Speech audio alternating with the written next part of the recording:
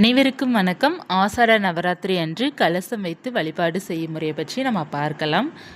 ஆஷாட நவராத்திரி மொத்தம் 9 நாட்கள் வருது. ஜூன் 26ஆம் தேதியிலிருந்து ஜூலை 4ஆம் தேதி வரை நமக்கு நிறைவாகும்.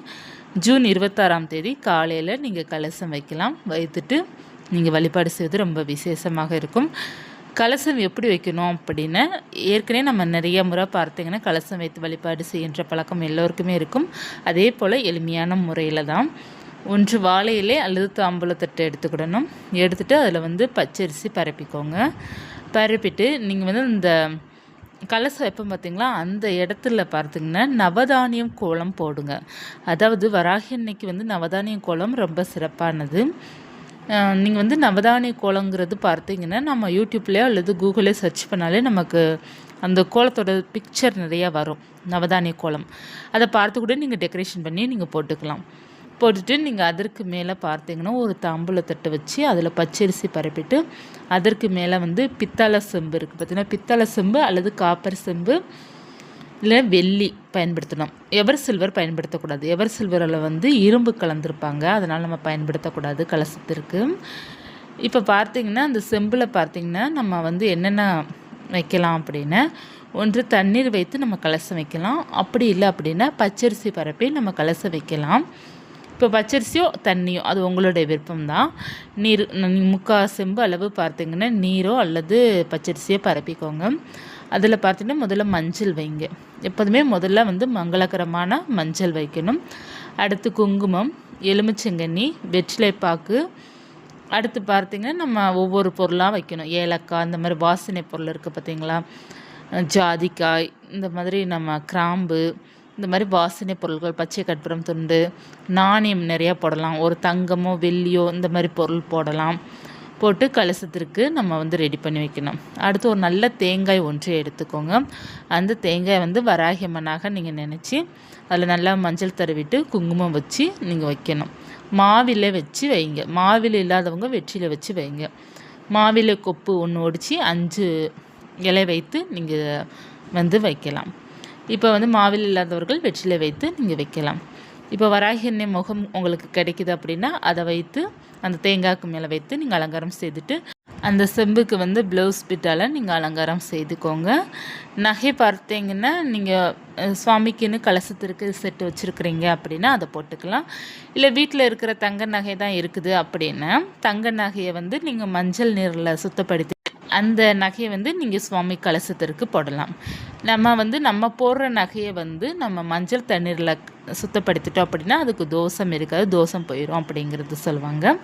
நம்ம நகையை தாராளமாக சுவாமிக்கு பயன்படுத்தலாம். மஞ்சள் நீரில் சுத்தப்படுத்திட்டு நம்ம நல்லா தொடச்சி எடுத்துகிட்டு சுவாமிக்கு பயன்படுத்துங்க. அப்படி இல்லை அப்படின்னா கலசத்திற்கு நீங்கள் செட்டு வச்சுருப்பீங்க பார்த்தீங்களா, நிறையா பேர் சுவாமி அலங்காரத்துக்காக நிறைய செட்டு வச்சுருப்பாங்க. அந்த மாதிரி நீங்கள் அலங்காரம் செய்துக்கோங்க. உங்களால் எப்படி வைக்க முடியுமோ, உங்களுக்கு எப்படி நீங்கள் இதுக்கு முன்னாடி வச்சு வழிபாடு செய்கிறீங்களோ அதே ப்ரொசீஜர் தான். அந்த மாதிரி நீங்கள் செய்துக்கோங்க. அடுத்து கலசம் வைக்கிறீங்க அப்படின்னா 9 நாளும் பார்த்தீங்கன்னா கட்டாயமாக நிறைய ஃபாலோ பண்ண வேண்டியது இருக்கும். ஏன்னா கலசம் வைக்கிறோம் அப்படின்னா சுவாமி அந்த இடத்துல குடியேறுறாங்க, நம்ம வீட்டில் இருக்கிறாங்க. அப்படி இருக்கும்போது பார்த்திங்கன்னா காலை மாலை 2 வேளை விளக்கேற்றி வைத்து நம்ம கட்டாயமாக நெய்வேத்தியம் பண்ணணும்.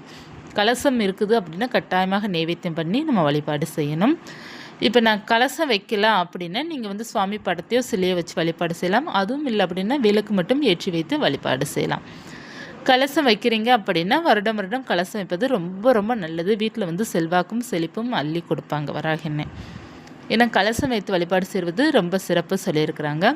அது முடியும் அப்படின்னா நீங்கள் பண்ணுங்கள், ரொம்ப நல்லது. இல்லை அப்படின்னா நீங்கள் சுவாமி படங்கள் வைத்து மட்டும் வழிபாடு செய்துக்கோங்க. உங்களால் முடிந்த அளவுக்கு எல்லாமே உங்களுடைய ஆப்ஷன் தான்.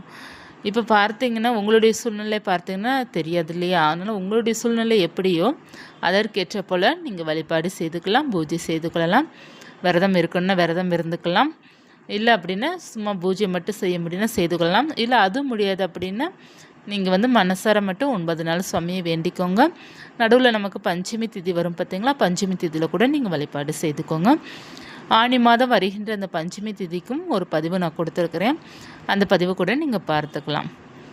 அடுத்து பார்த்தீங்கன்னா இப்போ கலசம் வச்சுட்டிங்க அப்படின்னா 9ஆம் நாள் 9 நாளும் தொடர்ந்து பூஜை செய்துட்டு 10ஆவது நாள் காலையில் கலசத்தை நம்ம பிரிச்சிடலாம்.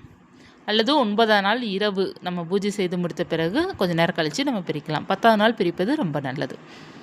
அடுத்து பார்த்திங்கன்னா அந்த கலசத்தை பிரிக்கிறீங்க பார்த்தீங்களா, அதுக்கப்புறம் அதில் இருக்கிற பச்சரிசியை நீங்கள் வெண்பொங்கலோ அல்லது சர்க்கரை பொங்கல் வைப்பது ரொம்ப நல்லது. தேங்காய் பார்த்திங்கன்னா நம்ம எதாவது இனிப்பு பயன்படுத்திக்கலாம். இனிப்பு ஸ்வீட் எதாவது பண்ணுறதுக்கு நம்ம தேங்காய் பயன்படுத்தலாம். அப்படி இல்லை நம்ம சாப்பிட்டுக்கலாம்.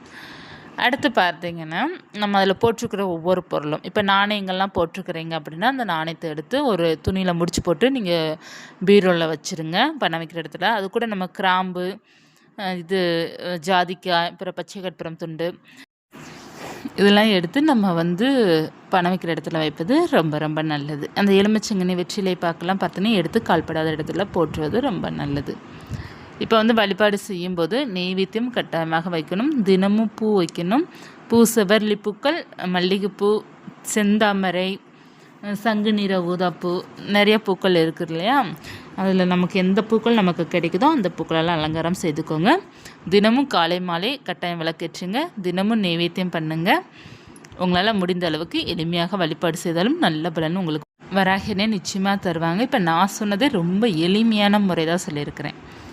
இன்னமும் உங்களால் அழகாக பண்ண முடியும் அப்படின்னா எப்படி வரலட்சுமி பூஜை பண்ணுவீங்களோ அதே போல் நீங்கள் செய்து கொள்ளலாம். அது உங்களுடைய சௌகரியத்தை பொறுத்து தாங்க இருக்குது. இன்னமும் சிறப்பாக பண்ணணும், இது கொஞ்சம் கிராண்டாக பண்ணணும் அப்படின்னு நினச்சிங்கன்னா நான் சொல்வது எளிமையான முறையில் தான் சொல்லியிருக்கேன். உங்களுக்கு எப்படி தோணுதோ அதேபடி நீங்கள் எளிமையான முறையிலையோ இல்லை உங்களுக்கு பிடிச்ச மாதிரியோ நீங்கள் கொஞ்சம் கிராண்டாக கூட பண்ணணும் விருப்பப்பட்டீங்கன்னா செய்துக்கோங்க. வராகினுடைய அருள் உங்களுக்கு பரிபூர்ணமாக இருக்கும். ரொம்ப சிறப்பாக பண்ண நம்ம வாழ்க்கை இன்னமும் நமக்கு செல்வ செழிப்பை அன்னை கொடுப்பாங்க. வருடம் வாழ்க்கை முன்னேறி கொண்டு தான் இருக்கும். இந்த பதிவு உங்களுக்கு பயனுள்ளதாக இருக்கும்னு நினைக்கிறேன். இருந்தால் லைக் பண்ணிக்கோங்க. இது போன்ற தகவலுக்கு சேனலை சப்ஸ்கிரைப் பண்ணி வச்சுக்கோங்க. நன்றி.